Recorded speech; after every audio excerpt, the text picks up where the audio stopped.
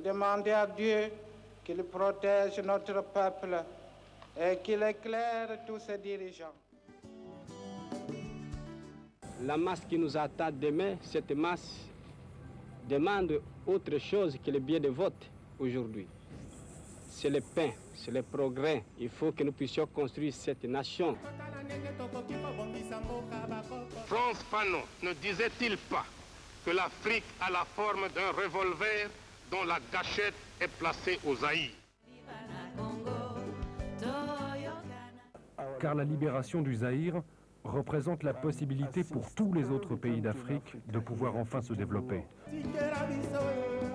Qu'en dépit de complots visant sa déstabilisation et sa balkanisation, la République démocratique du Congo demeure unie dans ses frontières de 1960.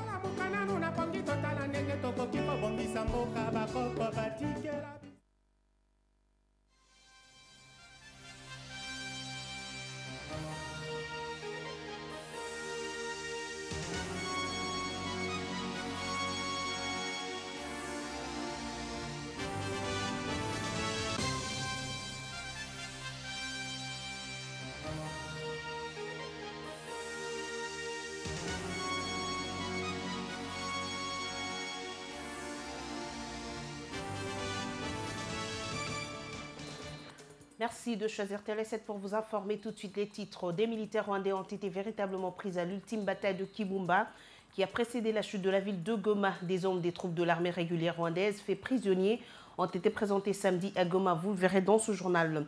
Pendant ce temps, à Kampala, les choses ne semblent pas avancer. Les rebelles font feu de tout bois et exigent une nouvelle transition qui devrait aboutir à des élections plus crédibles et transparentes. Au Kasaï occidental, la campagne électorale pour la désignation du gouverneur appelé à remplacer Hubert Kabasubabo se poursuit sans désemparé. Pendant ce temps, un des candidats, Benoît Chiboboa, vient de saisir la cour d'appel pour obtenir l'invalidation des députés qui ont déjà quitté leur parti et qui continuent à siéger. Voilà pour le sommaire. Bonsoir à tous.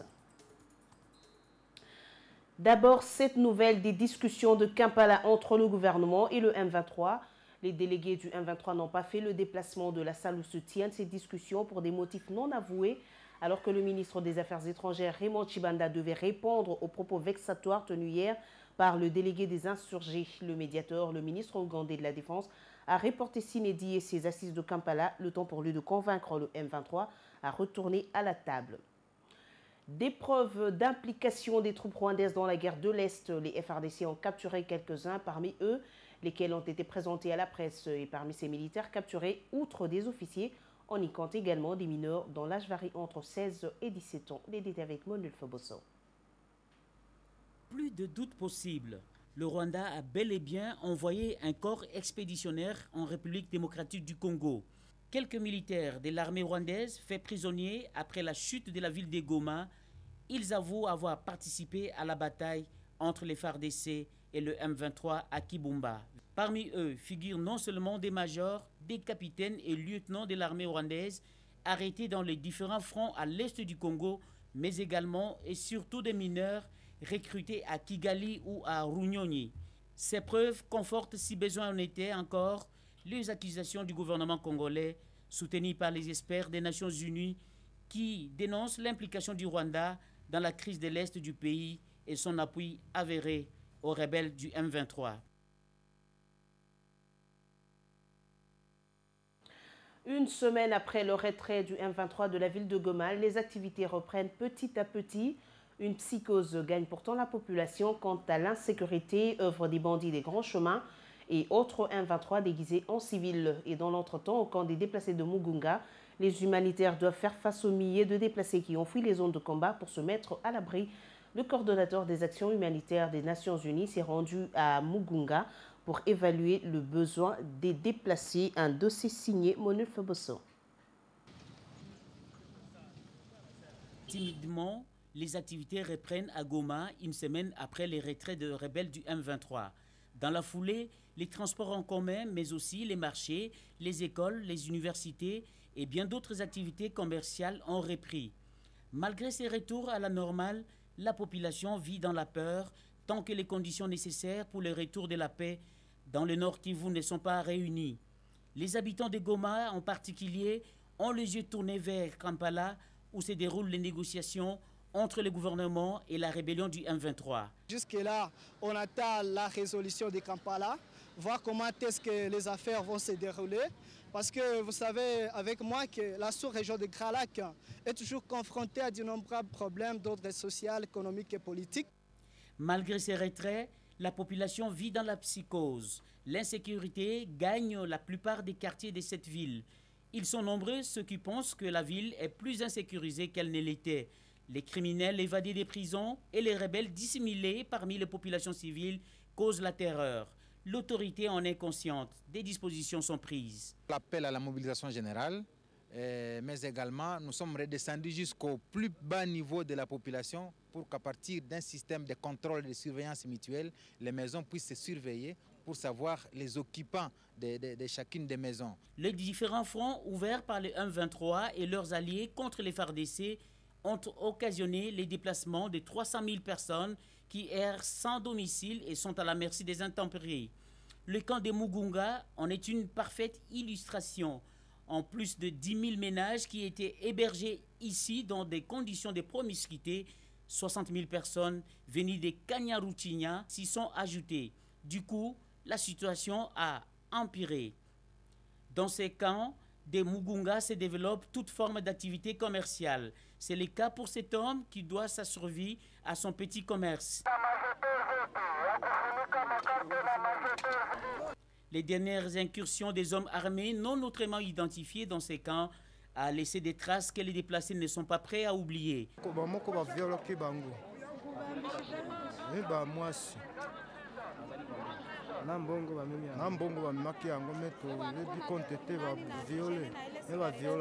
Pour faire face à cette situation, de nouvelles dispositions viennent d'être arrêtées en collaboration avec les humanitaires. Le concept nouveau que nous avons développé, c'est celui de la création d'une police de protection humanitaire, qui est une unité spéciale qui sera détachée de la police nationale congolaise et qui sera mise à la disposition des agents du système des Nations Unies.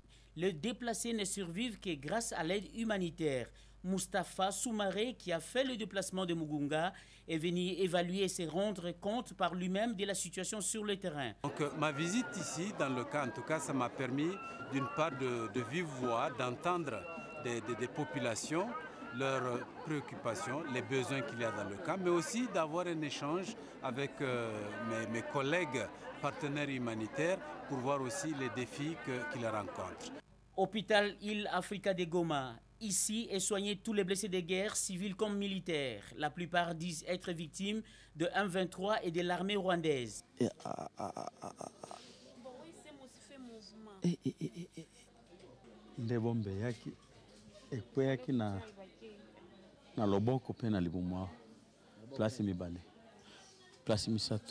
Jusqu'à notre départ de la ville de Goma, aucune banque n'a ouvert ses portes. Dans les tout prochains jours se tiendra le Forum national sur la crise en RDC. Ces assises qui vont se tenir sous la houlette de la nouvelle société civile congolaise ont pour objectif de proposer des pistes de solutions pour la sortie de crise qui secoue l'Est de la RDC et dont les conséquences humanitaires sont incalculables. C'était donc là l'essentiel du point de presse tenu par cette structure en son siège de Kasavubu. Marie-Jeanne Bibomba et Dieu merci Sueka. C'est dans le contexte de la recherche de voies au moyen de mettre fin à cette crise que la société civile de la RDC, intéressée par la question, propose ses plans. Pour Jonas Tchombela, coordonnateur de la nouvelle société civile congolaise, ce cadre inclusif mettra ensemble la classe politique congolaise, toutes tendances confondues, la société civile, les confessions religieuses, les différents groupes armés et les corporations professionnelles pour un dialogue sincère et inclusif en vue de faire un diagnostic de la crise qui déchire l'Est du pays afin d'en proposer les pistes de solutions. Tout ce monde, nous devons nous retrouver dans ce forum qui n'est pas confondre avec les liens de partage de pouvoir, mais ici il s'agit de faire le diagnostic et de mettre fin à la guerre et à la crise qui secoue notre pays. Pas n'importe quelle crise, la crise est multiforme. Voilà ce qui nous anime, la recherche de la paix. La nouvelle société civile congolaise lance un vibrant appel à tout le peuple congolais, aux acteurs politiques, aux institutions publiques du pays, ainsi qu'aux partenaires internationaux, afin qu'ils soutiennent cette nouvelle initiative de paix et de réconciliation seule voie de sortie de la crise. Le gouvernement et les mutins du M23 sont enfin autour d'une même table pour en découdre verbalement et vider toutes les divergences et en provoquer le chaos dans la partie est de la RDC. Mais à Kampala, les rebelles affichent une attitude trompeuse, malicieuse de vouloir recadrer les accords de Goma. L'arrière-plan psychologique dont le chef des interlocuteurs de Kinshasa est de parvenir à une longue transition. D'où cette question majeure. Face à deux fronts armés et non armés, faut-il un dialogue inclusif? Eh bien, tentative de réponse dans ce commentaire de la rédaction rendu par Nadine Laing.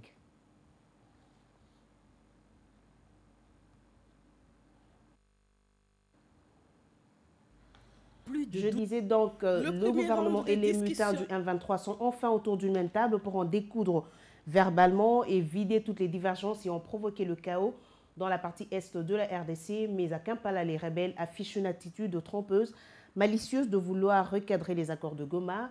L'arrière-plan psychologique dans le chef des interlocuteurs de Kinshasa est de parvenir à une longue transition. Et d'où cette question majeure, face à deux fronts armés et non armés, faut-il un dialogue inclusif?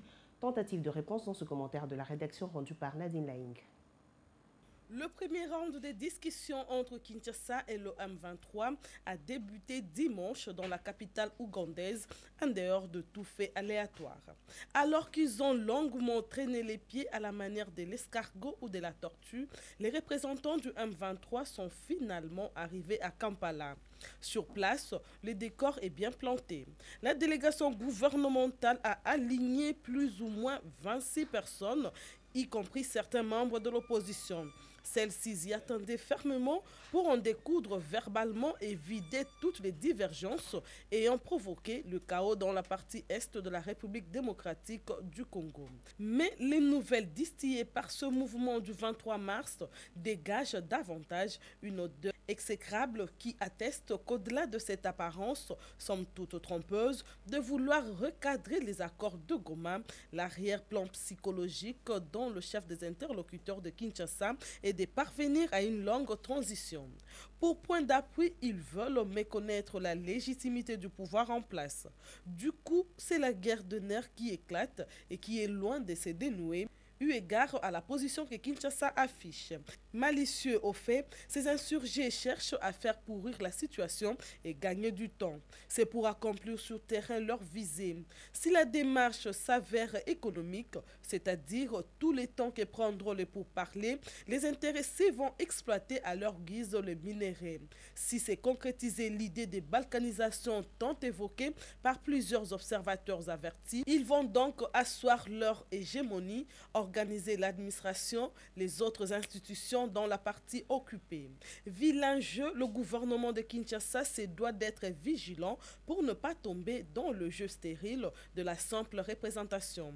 On sait qu'il entraîne des scissions. Déjà, des envolées oratoires sont perceptibles du côté de l'opposition. Les présidents de groupes parlementaires à Kinshasa s'insurgent contre ce qu'ils qualifient de la part du pouvoir de la non prise en compte de leur participation au processus de négociation comme composante. Bien plus, de rejeter leurs revendications politiques et de réduire les négociations aux seuls accords de Kampala. Ainsi considéré, il apparaît que le gouvernement s'expose à deux fronts. Le premier est non armé et le second l'est sur le M23. Quelle stratégie adopter alors pour diluer les velléités du M23? Faut-il un dialogue inclusif ou naturellement ce mouvement serait minoritaire pour imposer ses vues? Certains analystes pensent à cette solution intermédiaire. Sinon, avec toute la ruse développée par le M23, dont les revendications vont crescendo, le dossier va continuer à dégager un parfum abominable et détestable. Kasaï occidental, la campagne pour l'élection du nouveau gouverneur lancée dimanche conformément au calendrier de la CENI se poursuit normalement. Les 11 candidats en lice présentent leur programme d'action aux élus provinciaux. Pendant ce temps, un des candidats à ce fauteuil, Benoît Janvier Chiboaboa, vient de déposer à la Cour suprême de justice une requête en annulation de ce calendrier de la CENI pour violation des articles 110 et 197 de la Constitution de la RDC.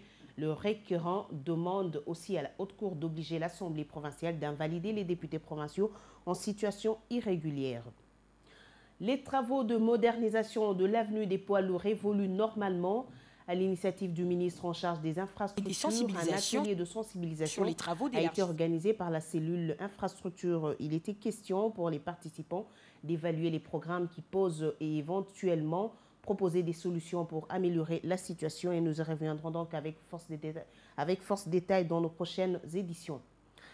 Le gouvernement s'engage dans la réunification routière du pays. Avant le lancement officiel de ce vaste programme, Fridolin Kaswechi s'est rendu le week-end dernier à Bukangalonzo, à quelques kilomètres de Kenge, site choisi pour le coup d'envoi de ces travaux.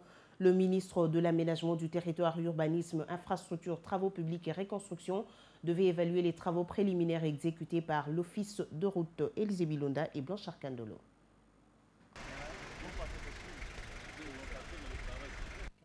Le gouvernement envisage de tout mettre en œuvre pour réunifier le pays par voie routière. C'est ce qui explique la mise sur pied d'un vaste programme de réunification par route dont le lancement officiel est prévu dans quelques jours. Bukangalonzo, un secteur situé à environ 300 km de la capitale, est choisi comme cadre devant abriter cette cérémonie. Le ministre de l'Aménagement du territoire, Urbanisme Habitat, Infrastructures, Travaux publics et Reconstruction, accompagné d'une forte délégation de son portefeuille, est descendu sur les lieux pour s'enquérir de la situation avant le jour J. Fridolin Kaswechi Musoka a emprunté l'axe qui mène à Ntakalambewa sur une distance de 45 km. Avant l'intervention de l'office de route, les riverains mettaient jusqu'à 8 heures pour atteindre la cité. La commissaire des districts saisit cette opportunité pour sensibiliser la population à mettre à profit la réhabilitation de la route pour mener des activités agricoles. Fridolin Kaswechi Musoka insiste sur l'objectif poursuivi par le gouvernement à travers cette démarche. Et pour nous, il est question justement de faciliter cette connectivité pour permettre l'échange et décongestionner la ville de Kinshasa. Mais ce n'est qu'un échantillon du programme. Nous avons 10 800 km qui doivent se faire en déant 3 à 4 ans et cela en plus des autres programmes qui sont développés avec l'Union européenne, la Banque mondiale, la coopération britannique, la Banque africaine de développement et bientôt la coopération japonaise et je pense aussi la coopération hollandaise. Nous avons environ 40 milliards de francs congolais, c'est pratiquement 40 millions de dollars américains. Du côté de l'office de route, l'on s'est dit confiant et prêt. C'est le Premier ministre lui-même qui procédera au lancement officiel du programme de réunification de la République démocratique du Congo par route. Une première dans l'histoire du pays. Nouvelle voix de la poésie congolaise et combat pour la culture, eh bien, ce sont deux nouveaux ouvrages qui viennent d'enrichir les bibliothèques des deux Congos. Ces deux livres publiés aux éditions Emar, leurs auteurs Bienvenue Boudimbu et André Lié Yoka les ont dédicacés samedi dans l'auditorium de la préfecture de Brazzaville. Une cérémonie à l'initiative de l'Association des écrivains du fleuve Congo. Patrick Chamala et Pati Alouma. C'est un beau monde qui a effectué le déplacement de l'auditorium de la préfecture de Brazzaville pour assister à cette cérémonie de dédicace. Tout particulièrement les écrivains de Kinshasa et de Brazzaville réunis au sein de l'Association des écrivains du fleuve Congo. À l'honneur, deux ouvrages. Le premier, Nouvelle voix de la poésie congolaise, une anthologie signée Bienvenue Boudimbu, journaliste et diplomate de formation. Elle reprend des textes inédits de plus de 30 auteurs, notamment des plumes émergentes qui ont revisité les principales avenues de la littérature du monde pour en connaître les coins et recoins afin de se former un verbe à la hauteur du dire poétique.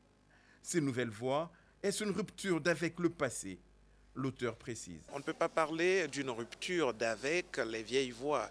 Il y a comme quelque part une certaine parenté sur le plan stylistique. Donc on ne peut pas dire que ces nouvelles voix sont le résultat d'un Big Bang ou alors d'une génération spontanée. Non, il s'agit des personnes qui, pour la plupart, ont lu les textes de leurs aînés et essayent de reprendre leurs cris. Combat pour la culture, c'est le deuxième ouvrage à être présenté puis dédicacé.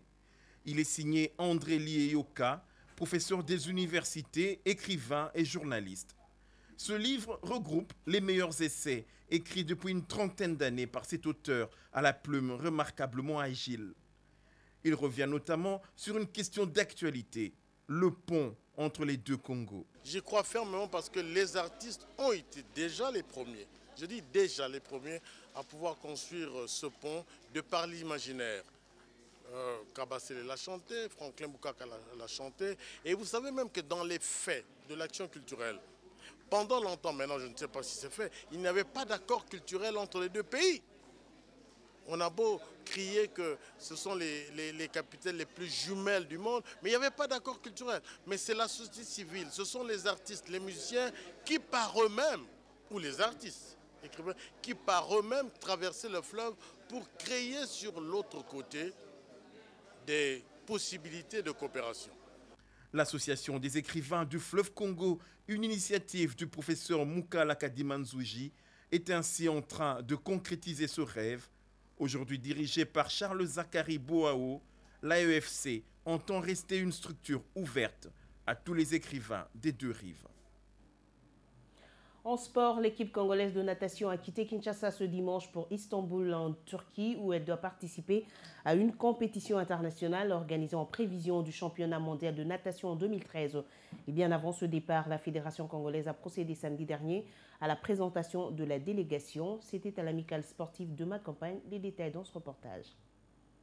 L'équipe nationale de natation de la RDC est conviée à une compétition internationale qui se déroule à Istanbul en Turquie. Cette compétition est organisée en prévision des championnats du monde de cette discipline prévus l'année prochaine.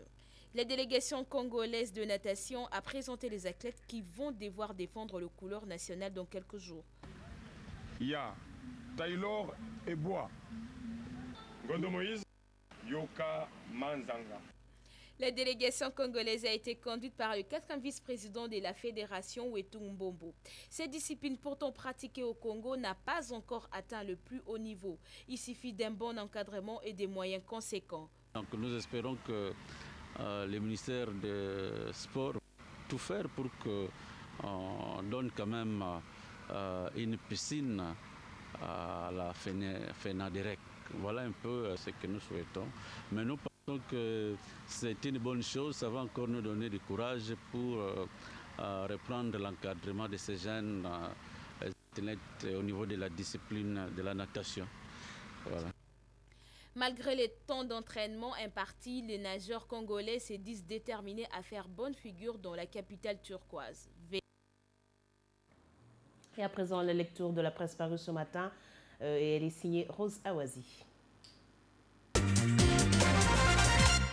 La rencontre à Kampala hier dimanche est à la une du journal paru ce lundi, dont la capitale ouvrant le bal avec le phare. Kampala, le coup de gueule des M23, c'est le titre à sa une. Après un suspense qui a duré toute une semaine, le délégué du gouvernement congolais et ceux du M23 ont finalement répondu présent hier à Kampala à la cérémonie d'ouverture de pourparlers en rapport avec la situation sécuritaire dans l'est de la RDC.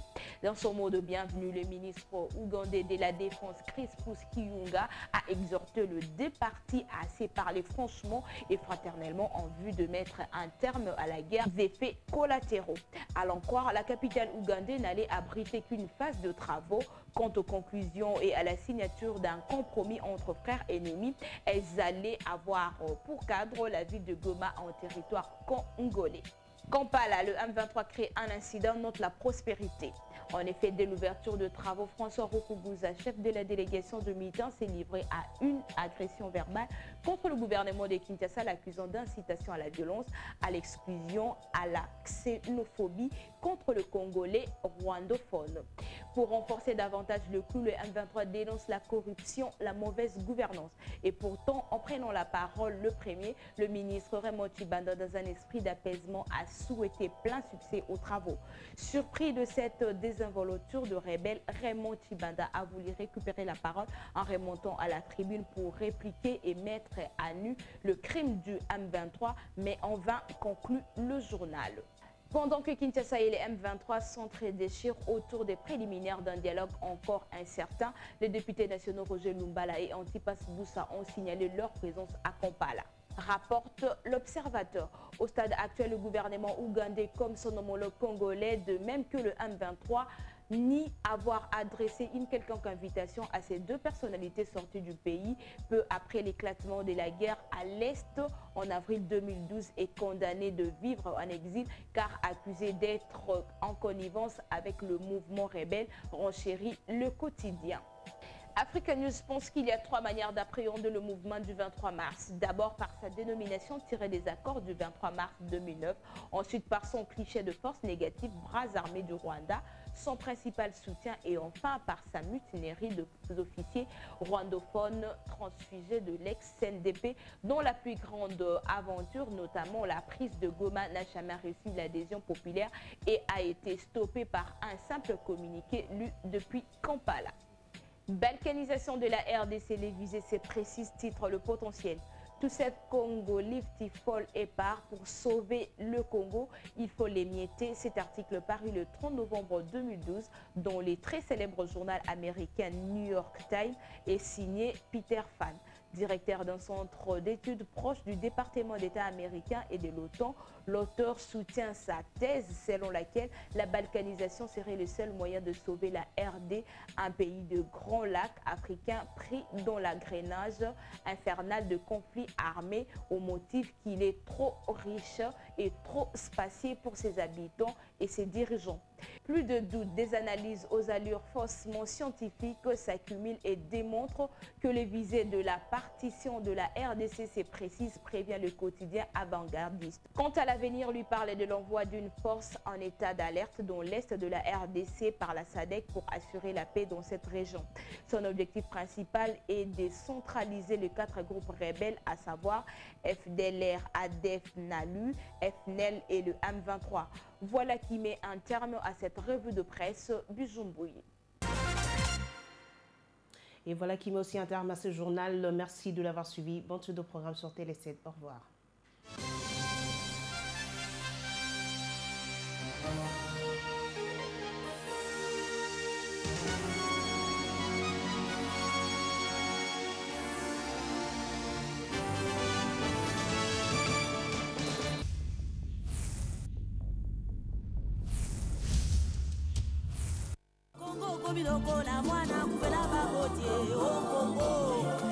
Les complots étaient déjà faits, les plans étaient déjà établis. C'est d'imposer un gouvernement contre la volonté du peuple. La Belgique désire balkaniser ce pays. L'éclatement du Congo, c'est demain. Nous devons marcher à fond, même conclure des accords avec le diable pour refaire l'unité du Congo. Rien à faire. Le Congo restera un et indivisible. Puis de complot visant sa déstabilisation et sa balkanisation. La République démocratique du Congo demeure unie dans ses frontières de 1960.